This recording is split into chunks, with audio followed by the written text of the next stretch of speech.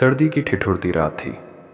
आसमान में हल्की चांदनी फैली हुई थी, लेकिन ठंड इतनी थी कि हर कोई अपने घरों में दुबका हुआ था। छोटे से गांव की एक झोपड़ी में दिया टिमटिमा रहा था। झोपड़ी के अंदर फटी पुरानी रजाई में लिपटी एक माँ अपने दोनों बच्चों को कसकर अपने सीने से लगाए बैठी थी। उसकी आंखों में एक अजीब सी चमक थी, ममता की, प्यार की और बलिदान की। कमला देवी एक साधारण लेकिन हिम्मती औरत थी। उसका पति रामलाल कुछ साल पहले एक हादसे में गुजर चुका था और तब से वह अपने दोनों बच्चों रवि और प्रिया के लिए जी रही थी। जब रामलाल जिंदा था तो गरीबी थी, लेकिन कम से कम 4 रोटियों का जुगाड़ हो जाता था। अब तो 2 जून की रोटी भी मुश्किल से मिलती थी। गांव में रोजगार के साधन बहुत कम थे। कमला देवी दिन भर दूसरों के घरों में काम करती, खेतों में मजदूरी करती और रात में कपड़े सीती थी ताकि उसके बच्चे पढ़ सकें। वह चाहती थी कि रवि और प्रिया इस गरीबी से बाहर निकलें, बड़े आदमी बने और सम्मान से जिए। उसने अपने बच्चों को अच्छे स्कूल में भेजने का सपना देखा था, लेकिन फीस भरने के लिए उसके पास पैसे नहीं थे। एक दिन गांव में एक साहूकार आया। उसने ऐलान किया कि जो भी अपना खेत गिरवी रखेगा उसे मोटी रकम मिलेगी। कमला के पास और कोई चारा नहीं था। उसने अपना छोटा सा खेत गिरवी रख दिया और अपने बच्चों की पढ़ाई के लिए पैसे जुटा लिए। जब रवि और प्रिया ने पूछा, माँ, खेत क्यों बेच दिया? तो कमला ने हंसते हुए कहा, अरे, हम खेत में काम करेंगे तो जीवन भर मजदूर बने रहेंगे। अगर तुम पढ़ लिख जाओगे तो अफसर बनोगे। बच्चे उसकी बात समझ नहीं पाए, लेकिन उनकी किताबें, स्कूल की फीस और ज़रूरतें पूरी होने लगीं। कमला को अपने फैसले पर कोई पछतावा नहीं था। समय बीतता गया। रवि और प्रिया बड़े हो गए। रवि ने इंजीनियरिंग में दाखिला ले लिया और प्रिया डॉक्टर बनने की तैयारी करने लगी। कमला अब बूढ़ी हो चली थी, लेकिन उसने कभी बच्चों पर अपनी तकलीफ जाहिर नहीं की। वह दिन भर मेहनत करती और रात को अकेले बैठकर भगवान से प्रार्थना करती कि उसके बच्चों का भविष्य उज्ज्वल हो। एक दिन अचानक कमला बीमार पड़ गई। शरीर कमजोर था, दवाइयों के पैसे नहीं थे, लेकिन उसने अपनी तकलीफ बच्चों से छिपा ली। जब रवि ने माँ की तबीयत के बारे में पूछा तो उसने कहा, बस थोड़ा सा जुकाम है, चिंता मत करो बेटा। लेकिन सच तो यह था कि वह गंभीर बीमारी से जूझ रही थी। पैसे न होने के कारण वह डॉक्टर के पास नहीं जा सकी। उसकी हालत धीरे धीरे बिगड़ने लगी। रवि की पढ़ाई के लिए और पैसों की जरूरत थी। कॉलेज की फीस भरनी जरूरी थी। कमला के पास अब कोई रास्ता नहीं था। उसने अपनी आखिरी पूंजी, वह छोटा सा घर भी गिरवी रख दिया। उसने बच्चों को कुछ नहीं बताया। जब रवि ने पूछा कि पैसे कहाँ से आए, तो माँ ने मुस्कुराकर कहा, तुम्हारी माँ सब संभाल लेगी बेटा, तुम बस अपना ध्यान पढ़ाई में लगाओ। रवि और प्रिया माँ के त्याग को समझ नहीं पाए। वे पढ़ाई में व्यस्त थे। माँ दिन ब दिन कमजोर होती जा रही थी, लेकिन उसने कभी शिकायत नहीं की। कुछ सालों बाद रवि एक बड़ा इंजीनियर बन गया और प्रिया डॉक्टर। दोनों शहर चले गए। उनकी जिंदगी व्यस्त हो गई। कमला अब अकेली थी। उसके पास न घर बचा था न खेत। वह गांव में किसी के घर काम कर अपना पेट भरती थी। रवि और प्रिया अपनी नई जिंदगी में इतने मशगूल हो गए कि माँ से बात करना भी मुश्किल हो गया। वे कभी कभी फोन कर लेते, लेकिन माँ की तकलीफों के बारे में पूछने का समय किसी के पास नहीं था। एक दिन रवि गांव लौटा। वह बहुत खुश था क्योंकि उसे शहर में एक बड़ा बंगला खरीदना था। उसने माँ से कहा, माँ, मैं तुम्हें शहर ले जाऊंगा। अब तुम्हें इस गरीबी में नहीं रहना पड़ेगा। कमला ने मुस्कुराते हुए कहा, बेटा, मुझे यहीं रहने दो। ये गांव ही मेरा घर है। रवि को माँ की बात समझ नहीं आई, लेकिन जब उसने गांव वालों से सुना कि उसकी माँ ने उसके लिए क्या क्या कुर्बानियां दी हैं, कैसे उसने खेत गिरवी रखा, कैसे घर बेचा और कैसे भूखे रहकर भी बच्चों को पढ़ाया, तो उसकी आंखें भर आईं। रवि और प्रिया दौड़कर माँ के पास गए। वे रोते हुए बोले, माँ, तुमने हमें क्यों नहीं बताया? कमला ने मुस्कुराते हुए कहा, अगर बताती तो क्या तुम पढ़ पाते? क्या तुम बड़े आदमी बन पाते? रवि और प्रिया माँ के पैरों में गिर गए, लेकिन तब तक बहुत देर हो चुकी थी। माँ की तबीयत बहुत खराब हो चुकी थी। रवि और प्रिया अब अपनी माँ की सेवा करना चाहते थे, लेकिन क्या माँ उनके साथ जाएगी? क्या वे अपनी भूल सुधार पाएंगे, या फिर समय उनके हाथ से निकल चुका है? रवि और प्रिया माँ के पैरों में गिरे हुए रो रहे थे। उन्हें समझ नहीं आ रहा था कि वे अपनी माँ के इतने त्याग और बलिदान के बदले उसे क्या दे सकते हैं। समय की मार ने उन्हें एहसास दिला दिया था कि जिस माँ ने उनके लिए सब कुछ न्यौछावर कर दिया, उसे उन्होंने अकेलेपन और तकलीफों के सिवा कुछ नहीं दिया। रवि ने माँ का हाथ पकड़कर कहा, माँ, अब हम तुम्हें इस हालत में नहीं रहने देंगे। तुम हमारे साथ शहर चलो। वहां तुम्हारे लिए एक बड़ा घर होगा, आराम होगा, हर सुविधा होगी। अब तुम्हें कोई तकलीफ नहीं होने देंगे।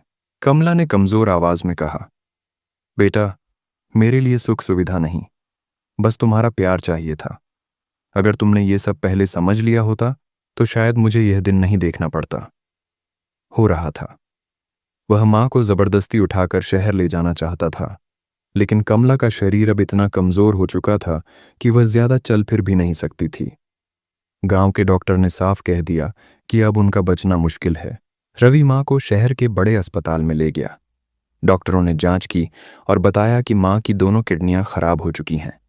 उन्हें जल्द ही डायलिसिस की जरूरत पड़ेगी, नहीं तो उनकी हालत और बिगड़ती जाएगी। प्रिया ने अपनी माँ का इलाज करवाने के लिए तुरंत कदम उठाए।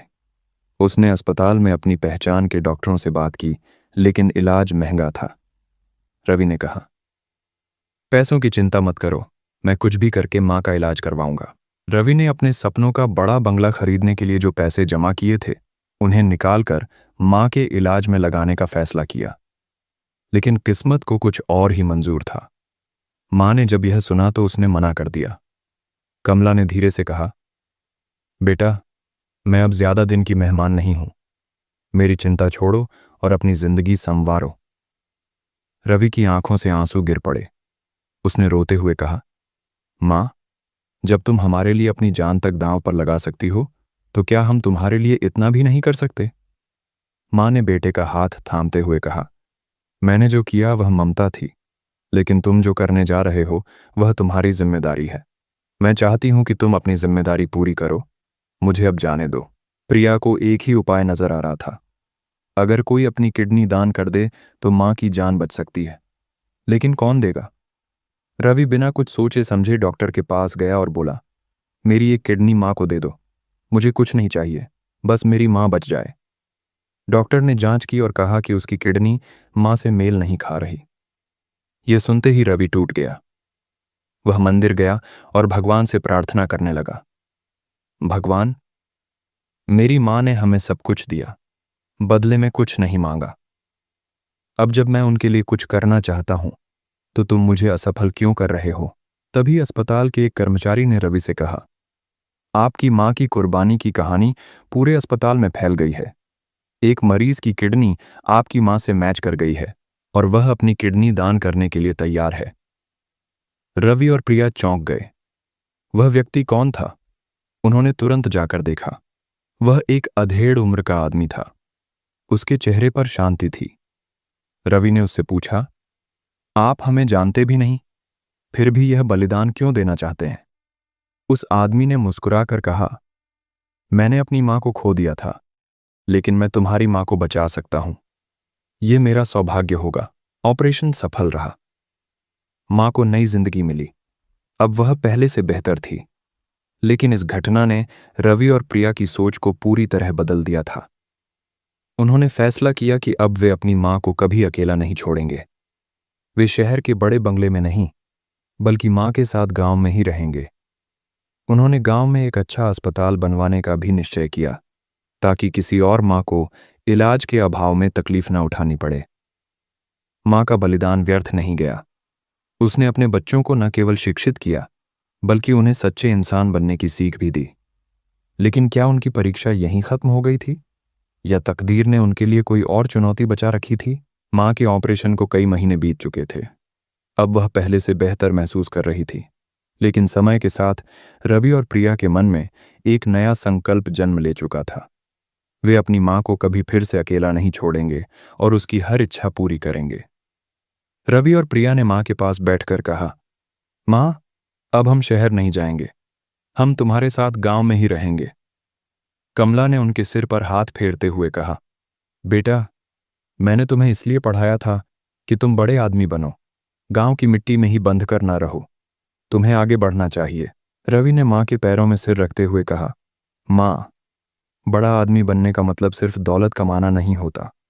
अगर तुम्हारे बिना हमारी दौलत और सफलता बेकार है तो वह बड़ा आदमी बनने का क्या फायदा। प्रिया भी भावुक हो गई। माँ, हमने बहुत बड़ी गलती की थी जो तुम्हें अकेला छोड़ दिया, लेकिन अब हम अपनी गलती सुधारना चाहते हैं। कमला की आंखों में आंसू थे। उसने कभी नहीं सोचा था कि उसके बच्चे इतनी समझदारी दिखाएंगे। रवि और प्रिया ने फैसला किया कि वे गांव में ही रहकर कुछ ऐसा करेंगे जिससे औरों की जिंदगी भी बेहतर बने। रवि ने गांव में एक स्कूल खोलने का निर्णय लिया जहां गरीब बच्चों को मुफ्त में पढ़ाया जाएगा। प्रिया ने अस्पताल खोलने की योजना बनाई ताकि कोई भी गरीब माँ इलाज के अभाव में तकलीफ न उठाए। गांव वालों को जब यह पता चला तो वे बहुत खुश हुए। एक माँ की ममता और त्याग ने पूरे गांव की तकदीर बदलने का रास्ता खोल दिया था। कुछ सालों बाद गांव पूरी तरह बदल चुका था। स्कूल में बच्चों की चहल पहल थी, अस्पताल में गरीबों को मुफ्त इलाज मिल रहा था, और सबसे बड़ी बात, कमला अब अकेली नहीं थी। एक दिन गांव में एक समारोह आयोजित किया गया जहां गांव के सबसे बुजुर्ग व्यक्ति ने कमला को सम्मानित करते हुए कहा, यह गांव तुम्हारा हमेशा ऋणी रहेगा माँ। तुमने न सिर्फ अपने बच्चों की जिंदगी बनाई बल्कि पूरे गांव को नई दिशा दी। कमला की आंखें छलक आईं। उसने अपने बच्चों को गले लगाते हुए कहा, आज मुझे गर्व है कि मैंने जो बलिदान दिया वह व्यर्थ नहीं गया।